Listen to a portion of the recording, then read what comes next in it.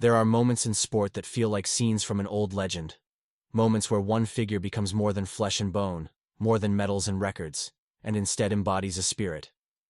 Imagine the stillness of a snow-covered forest, the air biting cold, the silence broken only by skis gliding across frozen ground. In that frozen silence moves a young man, rifle on his back, eyes sharp, every muscle honed to balance speed with control. He is not simply racing the clock.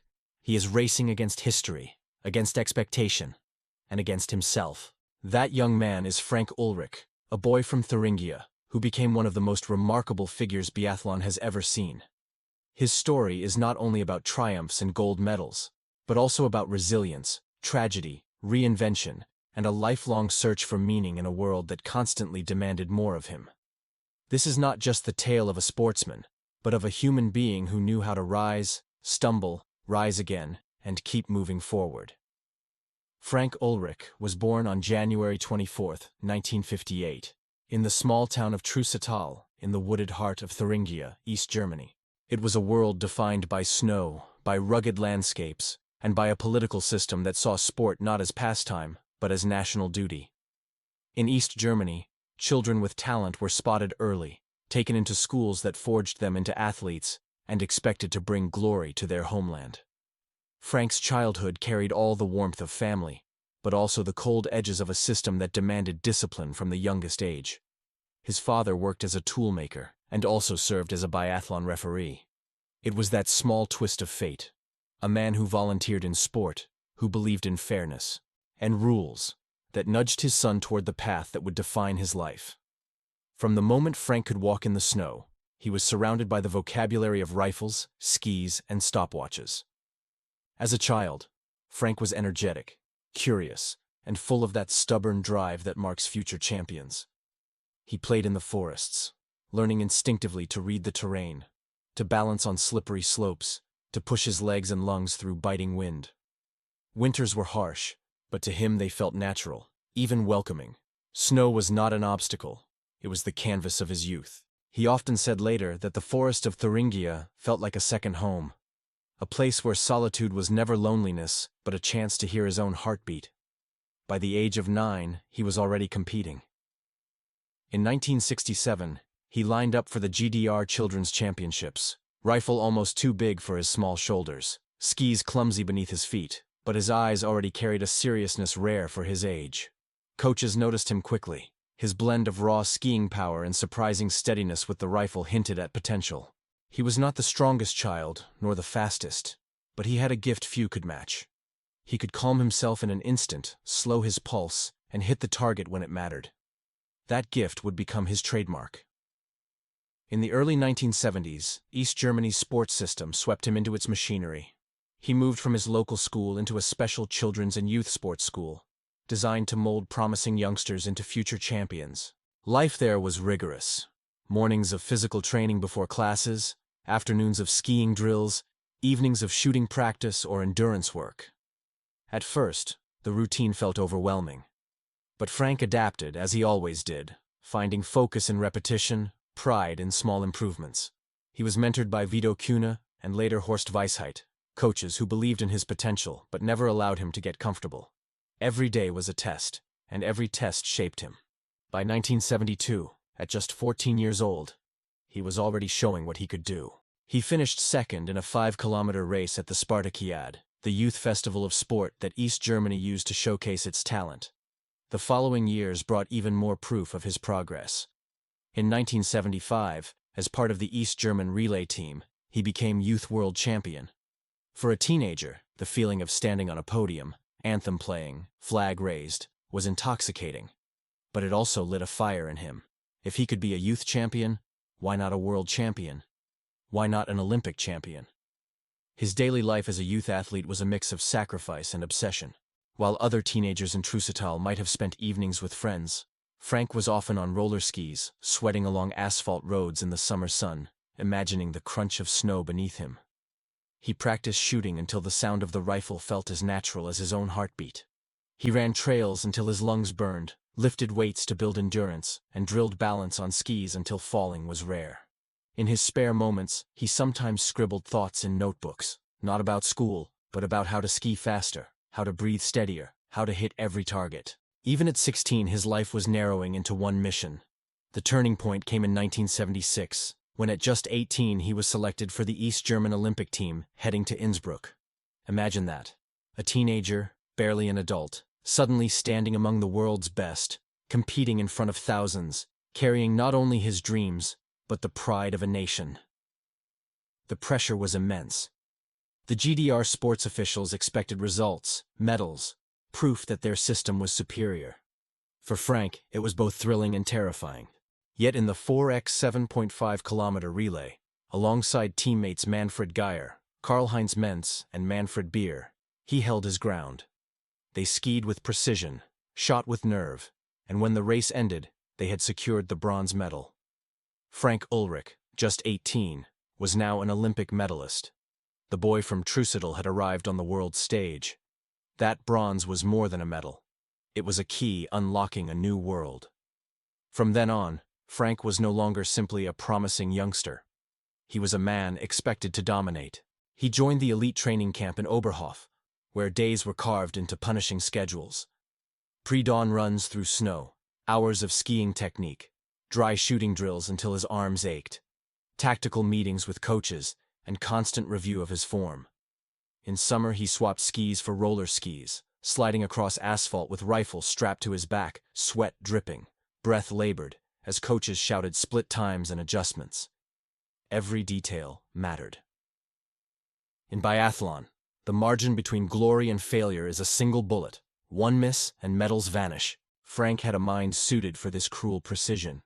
He developed rituals, steadying his breathing in patterns, visualizing each shot before he pulled the trigger, training his body to ski at the edge of exhaustion while his mind stayed calm. He sometimes compared it to meditation. Out there in the forest, skis hissing, rifle cold against his back, his thoughts emptied into rhythm. Push, glide, breathe, shoot. For him, biathlon was never just sport. It was art, discipline, and survival all woven together. By the late 1970s, he was no longer just competing. He was winning. He stormed the World Cup, becoming the first ever overall champion in the inaugural 1977-78 season. He proved it wasn't luck by repeating the feat 3 more times, 1979-80, 1980-81, and 1981-82. He won 17 individual World Cup races, sometimes dominating fields with both speed and accuracy, sometimes clawing victory from impossible situations by refusing to give up. His name became feared on the circuit. Rivals knew that if Ullrich was in striking distance, the race was never safe. Yet his crowning moment came in 1980 at the Winter Olympics in Lake Placid. There he achieved what every athlete dreams of: gold. In the 10-kilometer sprint, he skied with a mix of fury and calm, driving hard through the snowy trails, then cooling his pulse to fire with deadly precision. He crossed the finish line the fastest, and when the final standings were confirmed, Frank Ullrich stood as Olympic champion. The anthem played, the flag rose, and he felt the weight of years of sacrifice crystallize into that single moment. He also took 2 silvers, one in the 20-kilometer individual, one in the relay, proving his all-around mastery. 3 medals from 1 Games. For East Germany, it was triumph. For Ullrich, it was immortality. But the path of an athlete is never a straight climb. By the time the Sarajevo Olympics arrived in 1984, Ullrich was chosen as the flag-bearer for his nation, the highest honor. Yet in the races, fate was cruel. He finished 5th, 17th, and 4th across his events. Close, but no medals. For a champion, it was painful. For the GDR officials, it was disappointing. And for Ullrich himself, it was a reminder. No one stays on top forever. His career in elite competition wound down soon after, closing a chapter but opening another. When Frank Ullrich retired from racing in the mid-1980s, he faced a void familiar to all champions. For years his life had been defined by start guns, snowy trails, and the weight of a rifle on his back. Without that, who was he? Athletes often say the most difficult race is not on snow or track, but the one that begins when the cheers fade. For Ullrich, the answer lay in transformation. From competitor to guide. From man chasing medals to man shaping others. Even before retirement, he had prepared for that transition. In 1978, while still competing, he enrolled at the Deutsche Hochschule für Körperkultur in Leipzig, East Germany's prestigious sports academy. For a decade he studied, balancing his elite career with classes and exams, finally earning his diploma as a sports teacher. This education gave him something many athletes lacked: not only instinctive knowledge of training but a scientific and pedagogical understanding of performance. It armed him for the next stage of his life. In 1987, Ullrich became the coach of the East German Biathlon team. His methods were direct, disciplined, but also empathetic. He knew from experience the crushing pressure of shooting with the weight of a nation on your shoulders. He taught athletes that success was not just about physical conditioning, but about mental preparation. He drilled them in routines to slow their heart rate, in visualizations to control nerves, in techniques to glide smoothly through snow even when the body screamed with fatigue. He told them, "The body obeys the mind, and the mind obeys the heart." But behind his calm authority, Ullrich carried private scars. In 1982, while he was at the very peak of his career, he had lost his first wife to illness. The grief nearly broke him. Many wondered why he continued racing at all. But he did, channeling the pain into sport. Later, when he began coaching, he spoke to younger athletes about resilience, not in abstract terms, but as someone who had lived through devastation. He explained that life's hardest moments teach us more than victories ever could. As a coach in the GDR, he worked within a system notorious for both excellence and controversy. East Germany's sports machine was ruthless, identifying talent early, applying enormous pressure, and often linked to state-sponsored doping programs. Ullrich later denied personal involvement in or knowledge of doping during his time as an athlete or coach, but history has left shadows. Still, those who trained under him often remembered him less as a political figure and more as a human mentor, a man who demanded effort but also cared about the soul of his athletes. Then came 1989. The Berlin Wall fell, East Germany collapsed, and suddenly everything changed. The sports system that had raised Ullrich vanished almost overnight. For many coaches and athletes from the East, reunification brought uncertainty, unemployment, and identity crises. Who would they be in a new Germany that often distrusted former GDR officials? Would their knowledge and achievements still matter? For Ullrich, the years after reunification were some of the most difficult. His expertise was undeniable, but his past in the East German system placed him under suspicion. Yet step by step, he rebuilt his place. He first continued coaching in Oberhof, guiding young athletes. His results spoke for themselves, and in time he was accepted into the new, unified German Sports Federation. Slowly, the trust returned. By the late 1990s, he was not just part of the system, he was leading it. In 1998, Ullrich was appointed head coach of the German men's biathlon team. The role was enormous. German reunification had created one of the strongest potential teams in the world, but melding athletes from different backgrounds into one unit required both tactical genius and human sensitivity. Ullrich brought both. He combined rigorous East German discipline with openness to new methods from the West. He demanded excellence, but also built a culture of respect. The results were stunning.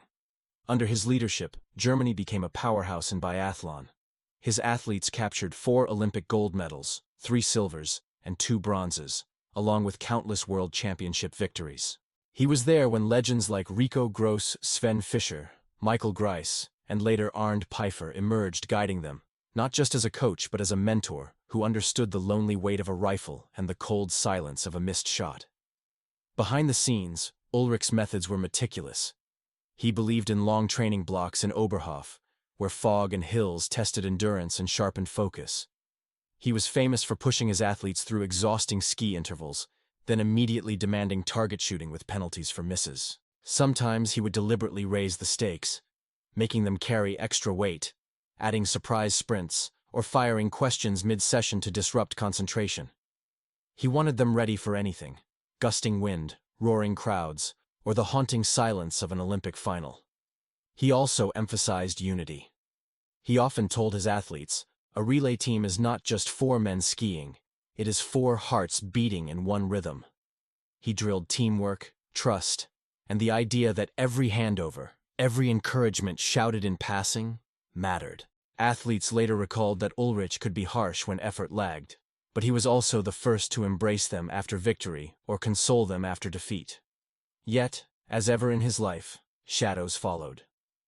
In the 2000s, the German Ski Association investigated possible links of former GDR coaches to doping practices. Ullrich's name was mentioned. In 2009, an inquiry was conducted. After reviewing evidence, the commission concluded there was no basis for sanctions against him. Still, the questions left marks. Ullrich himself admitted the period was painful, not only for his reputation, but for the sense that his entire life's work was being judged through a single lens. For him, coaching was about human development, not politics. He hoped people would see him for who he was, a man devoted to sport and athletes. Through the highs and lows, some moments stood out as deeply personal victories. One was the 2004 World Championships in Oberhof, his home soil. There, in front of tens of thousands of roaring fans, the German relay team pulled off a dramatic gold medal win. Ullrich, usually controlled, allowed himself to cry openly. For him, Oberhof was not just a venue. It was his second home, the place where he had trained as a boy, struggled as a young man, and built his coaching life. To see his team victorious there was like closing a circle. For years, Ullrich carried on, season after season, guiding Germany's biathletes to the highest podiums. But coaching is relentless, and by 2010, he felt the grind. Younger coaches were rising, the sport was evolving, and Ullrich sensed it was time to pass the torch. He stepped down as head coach of the men's team, later guiding juniors and even crossing disciplines into cross-country skiing. He wanted to nurture youth, to give back to the future, as others had once believed in him. Oberhof, with its foggy trails and endless forests, was always home. Even after long seasons abroad, he would return there, skiing quietly through the snow, alone with his thoughts. Neighbors called him Uller, and children in the town knew him as both a hero and a friendly figure. In the town's avenue of Olympic and world champions, his name was etched among the greats. He remarried to Katrin, and together they raised two daughters, Tina and Steffi. In time, he became a grandfather, doting on Nayla and Merle, finding in family the warmth that competition could never provide. He often spoke of how skiing with his grandchildren, slowly through the forest, gave him more joy than any medal. For a man who had lived under constant pressure, those quiet family moments were healing. He gave interviews not boasting about medals but speaking about resilience, discipline, and the importance of failure. He admitted that the toughest battles of his life had not been on snow but in his heart. Losing his wife, facing suspicion after reunification, finding his place again and again. But just as he had reinvented himself from athlete to coach, Ullrich reinvented himself once more. In 2021, he entered politics. Running as a candidate for the Social Democratic Party, he challenged Hans-Georg Maassen, a polarizing figure in Thuringia. Many doubted the former coach could succeed, but Ullrich campaigned tirelessly, speaking not as a polished politician, but as a local son, as a man who understood both hardship and hope. He connected with people through authenticity, and when the votes were counted, he had won. 33.5%. Enough to secure a seat in the Bundestag. He had carried a rifle on his back as a young man, then a stopwatch as a coach, and now he carried the voice of his community. He served as chairman of the sports committee, pushing for policies to support athletes, grassroots programs, and fairness in competition. Yet he was also honest about his limits. By 2024, he announced he would not run again in the 2025 election. He had given his energy to politics, but his heart belonged to the forests, to Oberhof, to a quieter life. He longed for mornings on skis, afternoons with grandchildren, evenings free of debates. He had served, and now he would return to the rhythm that had always sustained him. The arc of Ullrich's life is striking. From a boy in East Germany's strict system, to Olympic champion, to coach of champions, to politician. Few lives span such transformations, and yet, through all the changes, one thread runs constant: the will to keep moving forward. For Ullrich, motion is life. He often quoted the saying, "A rolling stone gathers no moss." To him, that was truth. He never allowed himself to stagnate, never accepted defeat as final. He rolled on, through triumph and tragedy alike. When Frank Ullrich looks back across the decades, the snow trails of his youth, the Olympic podiums, the packed stadiums of Oberhof, the press rooms, and even the political chambers in Berlin, he sees not a straight road, but a winding journey. His story has always been one of change, of endurance, of constantly reinventing himself when life demanded it. To understand his legacy, one must understand his philosophy. Ullrich believed sport was a mirror of life. In biathlon, you ski to the point of collapse, heart pounding, vision blurring. Then you must slow everything, find stillness, and fire with precision. It is contradiction, chaos and calm together. Life, he said, was the same. We rush, we struggle, we suffer, and then we must find inner calm to make the right choices. He believed that mastering this balance was the key to happiness. In interviews, he often told younger athletes not to fear mistakes. He admitted he had missed countless targets in his life, not just on the range, but in decisions, in relationships, in his own career. But he argued that each miss was part of a larger picture, a lesson that prepared him for the next opportunity. The important thing, he said, is to stand back up, to reload, and to keep aiming. One of his favorite reflections came from the forest trails of Thuringia. Even after all the glory, he would ski there quietly, alone. The fog would roll in, the trees would stand silent, and he would remember being a boy with nothing but dreams. He said those moments were the most honest. No medals, no crowds, no politics, just snow, silence, and breath. In that purity, he rediscovered himself again and again. Family became the anchor of his later years. His daughters, Tina and Steffi, gave him strength, and his grandchildren, Nayla and Merla, gave him joy. He often told friends that watching his grandchildren ski their first wobbly steps was more exciting than watching an Olympic final. For a man who had lived under state control, under constant expectation, these moments of freedom and love meant everything. When asked what advice he would give the next generation, Ullrich was clear. He said, "Dream big, but do not dream alone. Find people who believe in you, and believe in yourself even when no one else does. Train your body, but train your mind even more. And above all, never let defeat define you. Defeat is a teacher, not a master." His life also carried a quiet moral for anyone watching. Greatness is not the absence of struggle, but the ability to move through it. Ullrich knew tragedy, the loss of his first wife, the suspicion that hung over him after reunification, the weight of carrying a nation's pride. He also knew triumph, Olympic gold, world championship glory, coaching victories, political success. But through it all, he remained a man of movement, never content to stop, never content to live in the past. His hometown of Oberhof still celebrates him. Locals remember the boy who became a legend, the man who carried East Germany's flag in Sarajevo, the coach who cried tears of joy in 2004, the neighbor who still skis quietly through the misty hills. For them, Ullrich is not just a champion. He is a symbol that greatness can grow from small places, from ordinary beginnings, if only one dares to persevere. Today, his story inspires more than just athletes. Entrepreneurs, students, workers, and dreamers can find themselves in his path. The discipline of his training, the resilience of his recovery, the courage of his transformations. All of these lessons stretch beyond sport. Ullrich teaches us that every person faces their own biathlon. Moments of speed, of exhaustion, of pressure, and of precision. The key is not perfection, but persistence. And so, as the snow falls quietly in Thuringia, as the world of sport continues to evolve, Frank Ullrich's name endures. He is remembered not only for medals, but for spirit, for the way he skied with heart, shot with calm, coached with conviction, and lived with resilience.